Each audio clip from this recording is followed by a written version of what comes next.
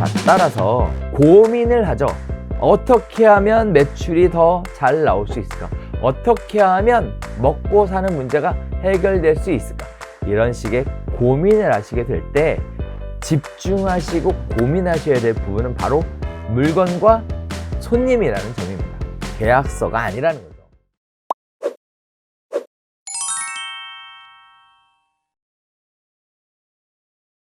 자, 우리 또 하나 볼까요? 코로나가 온 나라를 다 덮었죠. 온 세계를 다 덮었습니다. 코로나 때 많은 소상공인들이 굉장히 어려움을 겪었어요. 그런데요, 소상공인의 하나의 유형이었던 부동산 중개업은 어땠을까요? 제가 개인적으로 볼 때는 부동산 중개업을 하시는 분들이 코로나 위기 때 굉장히 심각하게 어려움을 겪었다라는 분은 거의 보지 못했는데요. 물론 저를 가까이 지내지 않는 분들은 굉장히 어려운 분들도 많이 계시죠. 근데 제 주변에는 이제 그런 분들이 안 계시니까. 네. 자, 코로나 때 부동산 경기는 어땠나요? 사실 잘 생각해 보면요, 부동산 공인중개사도 소상공인의 하나의 유형이기 때문에 많은 사람들이 힘들어하는 그 코로나 시기에 굉장히 힘들어했어야 하지만, 실제 부동산 중개업을 하시는 분들은 부동산 경기가 역사에 유례 없을 만큼 급격하게 물론 1970년대 있었습니다. 역사를 보면 급격하게 상승을 하는 이 시장을 통해서 거래를 하시게 되었고, 그 거래를 통해서 사실상 불황을 겪지는 않았습니다.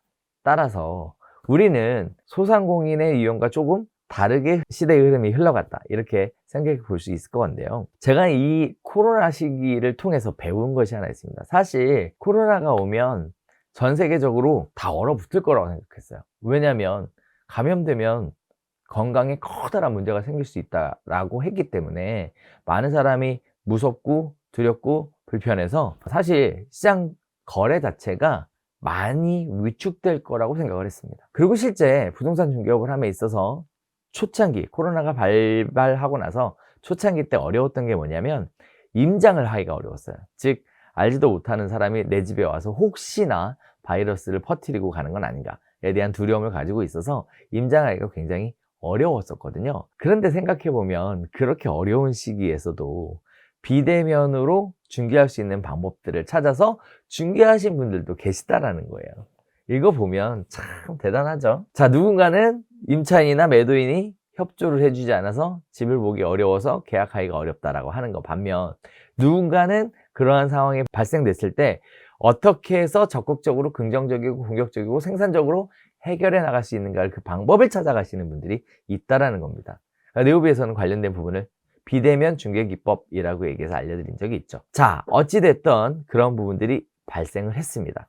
이를 통해 우리가 알 수 있었던 건 뭐냐면, 코로나로부터 모든 경기가 얼어붙을 거라고 생각했지만 실제 부동산은 굉장히 뜨겁게 상승을 했고, 이 부동산 경기가 뜨겁게 가격이 상승을 하면서 우리가 느낀 건 뭐냐면, 인간의 탐욕은 감염병도 이긴다는 겁니다. 즉, 질병으로부터도 이길 수 있을 만큼 강력한 힘을 가지고 있다는 겁니다. 자, 제가 이 이야기를 강조드린 이유는 뭐냐면, 인간의 탐욕, 즉 탐욕이라는 것을 잘 활용하시면 부동산 중개업의 매출이 올라가는데도 큰 도움이 될 수 있다는 거예요. 그러면 이 탐욕의 끝은 어딜까요? 네, 없죠. 네, 없습니다. 자, 오늘 제가 이번 특강을 통해 여러분들에게 알려드리고 싶은 두 번째 퀘스천의 답변이, 인간의 탐욕은 끝이 없이 무한하게 큽니다. 이러한 부분을 어떻게 중개업에 활용할 것인지가 결국 광고, 아까 말씀드렸던 광고의 유형에서 어떻게 효과적으로 광고할 수 있을 것인가와 연결될 수 있다는 점, 제가 오늘 여기까지 힌트를 드려보도록 할게요. 자, 또 하나 봅시다. 대선 이후에 부동산 경기가 좋아질까요? 나빠질까요? 에 대한 두 번째 이야기인데요. 일단요, 많은 초보 공인중개사분들이 이런 얘기들을 하세요. 아, 나 계약서 작성하는 게 너무 어려워서요. 이런 식의 막연한 두려움과 막연한 어떤 어려움, 불편함을 가지고 계시는데요. 사실 생각해보면요, 부동산 시장이 상승장일 때나 부동산 시장이 하락장일 때 아까 말씀드렸던 것처럼 물건이 있으면 손님이 없고 손님이 없으면 물건이 없다 라고 했을 때, 결국은 물건이 없는 중에 손님을 찾고 손님이 없는 중에 물건을 찾는 것, 과연 이것이 선행되어야 그래야 계약서를 작성하겠죠.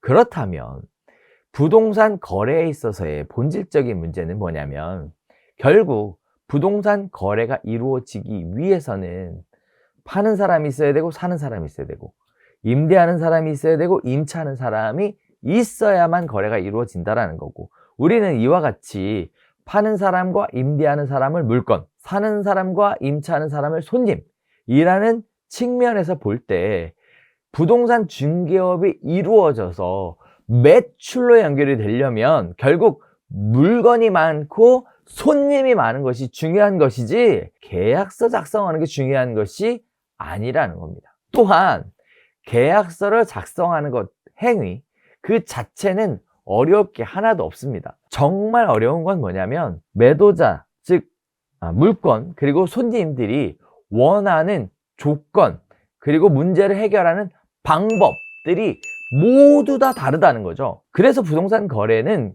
케이스 바이 케이스라고 이야기하고 있는 거고요.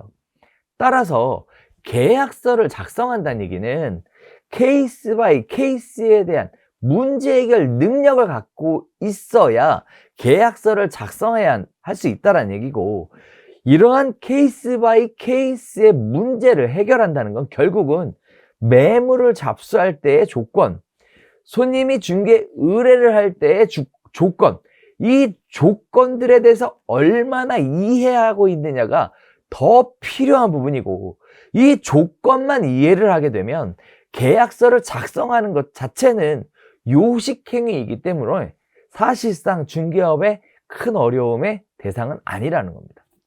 자, 지금 현재 나가서 보세요. 계약서를 작성하기 어려워서, 계약서를 작성하는 게 무서워서 그래서 지금 매출이 안 나오고 있나요? 아니면 물건이나 손님이 없어서 매출이 안 나오고 있나요? 중개업을 경영함에 있어서의 본질은 결국은 거래를 체결해야 되고, 이 거래 안에 물건이 있고 손님이 있어야 되는 거고, 이 부분이 먼저 확보가 되어야 계약이라는 걸 체결할 수 있고, 계약이라는 걸 체결해야 중개보수가 발생할 수 있다는 흐름을 가지고 간다는 겁니다. 따라서 단순하게 계약서 작성하는 방법만 해결한다고 해서 중개업의 원하는 목표로 가는 건 불가능하다라는 거죠. 이렇게 생각하시고 준비하시는 게 훨씬 더 중요하고 필요한 일입니다. 자, 따라서 고민을 하죠. 어떻게 하면 매출이 더 잘 나올 수 있을까? 어떻게 하면 먹고 사는 문제가 해결될 수 있을까? 이런 식의 고민을 하시게 될 때 집중하시고 고민하셔야 될 부분은 바로 물건과 손님이라는 점입니다. 계약서가 아니라는 거죠. 물건과 손님이라는 거예요. 그리고 어떻게 물건과 손님을 확보할 것인가가 결국 계약서 작성으로 연결될 것이고, 이 계약서 작성이 결국 경영으로 연결되게 되는 것이므로 결국은 경영은 성과를 만들어내서 측정할 수 있어야만 경영인 거죠. 그러면 결국 물건을 어떻게 확보하고 손님을 어떻게 확보하느냐가 중개업 경영에 있어서 가장 중요한 핵심 전략이다, 이렇게 말씀드릴 수가 있는 겁니다. 초보 공인중개사 입장에서 중개업을 어떻게 해야지, 개업을 어떻게 해야지, 이 고민을 제일 많이 하시지만 실제 사무실을 오픈한다고 해서 여러분이 기대하는 것처럼 계약서 술술 써지는 거 결코 아닙니다. 계약서를 쓰기 어려운 이유는 내 물건이 없고 내 손님이 없기 때문입니다. 따라서 내 물건과 내 손님을 어떻게 확보할 수 있을 것인지에 대해 미리 준비하시고 오픈을 하셔도 전혀 늦지 않은 부분이에요. 그런데 자꾸 다른 부분, 엄한데 이런 데 관심을 가지시니까 이런 걱정하시는 분들을 보면 조금 답답한 것도 사실입니다. 자, 오늘 중개업 운영의 본질, 경영의 본질에 대해서 하나 중요하게 짚고 나가셔야 될 것은, 부동산 중개업은 결국 물건과 손님이 있어야 한다라는 거 꼭 기억하실 수 있는 여러분들 되셨으면 좋겠습니다. 그럼 이제 물건을 어떻게 확보하고 손님을 어떻게 확보할 것인지가 여러분이 관심 가지는 대상이 돼야 되겠죠. 자, 부동산 중개업은요, 맞아요. 개업 공인중개사가 너무 많은 이미 포화 상태입니다. 편안하게 중개할 수 있는 시장은 이미 끝났죠. 우린 이를 두고 레드오션이다 라고 얘기를 합니다.